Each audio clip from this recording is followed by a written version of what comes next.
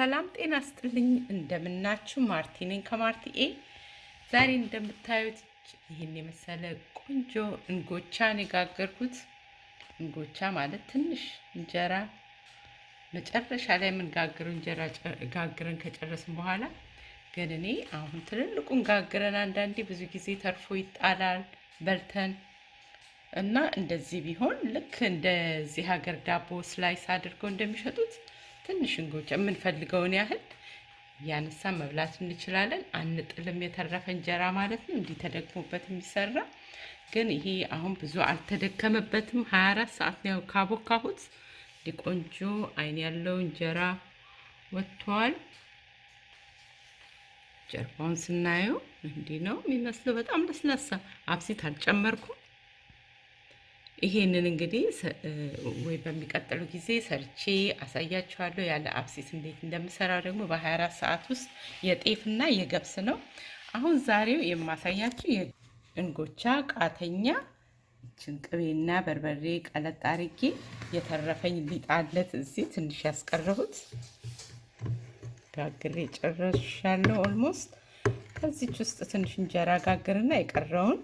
ለሚቀጥለው እንጀራዬ እንደርሾ ተጠቀምበታለሁኝ አሁን ወደ መጋገራችን እንቀጥል መጀመሪያ ቅቤን ቀለጥ አረጋለሁ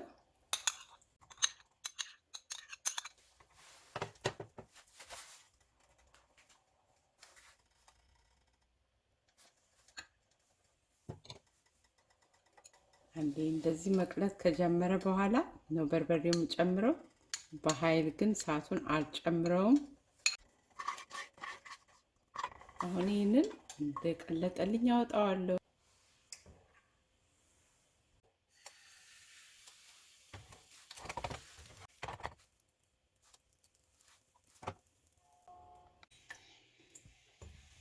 አሁን የሚቀጥለውን እንጀራ ደግሞ ቃ አድርጋለሁ በዚህ በመጥበሻ ላይ ነው ቃም አድርገው በመጋገሪያ እንጀራ በመጋገርበት ቃስ ከሚል ድረስ አላቆየውም አንዳንዱ እንጀራ መጋገሪያ አይበላሽም አንዳንዱ ይበላሻል ግን ለጥንቃቄ ያህል ከእንጀራ መጋገሪያ ያውጥቼ እዚህ መጥበሻዬ ላይ ነው ማድርገው የእንጀራው ጀርባ ደረቅ ማለት ሲጀምር አወጣዋለሁኝ ከዛ ያዘጋጀሁትን ቅቤና በርበሬ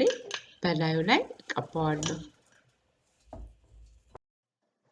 በጣም እንዲያቃጥልልን ከፈለግን በርበሬውን ትተን በሚጥሚጣ መጠቀም እንችላለን ቡና ቁርስ ቆንጆ ነው ልጆችም ይወዱታል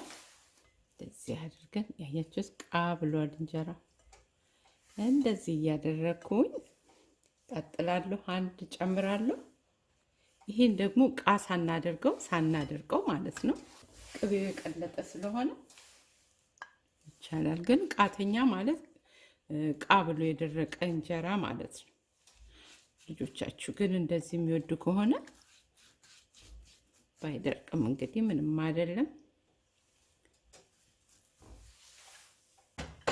እንደዚህ እናረግና ይሄው እንደዚህ መሰለ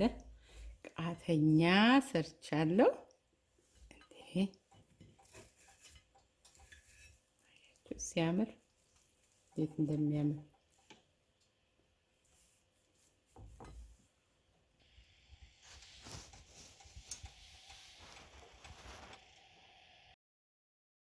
ሽታው ያው ታውቃላችሁ በጣም ቆንጆ ነው የሚሸተው እንደዚህ ያማረ ቃተኛ እንጀራ በእንጎቻ ሰርቻለሁ እንደዚህ አይነት ምግብ እንግዲህ አልፎ አልፎ ሲያምረን ነው እንጂ የምንበላው ስንበላው ቢጣፍጠንም ብዙ ቅባት እንዳንበላ ለጤናችን መጠንቀቅ ያስፈልገናል ለአምሮታችን ግን በጣም ቆንጆ ምግብ ነው ሽታው ቆንጆ ነው መልኩ ቆንጆ ነው ሲበሉት ይጣፍጣል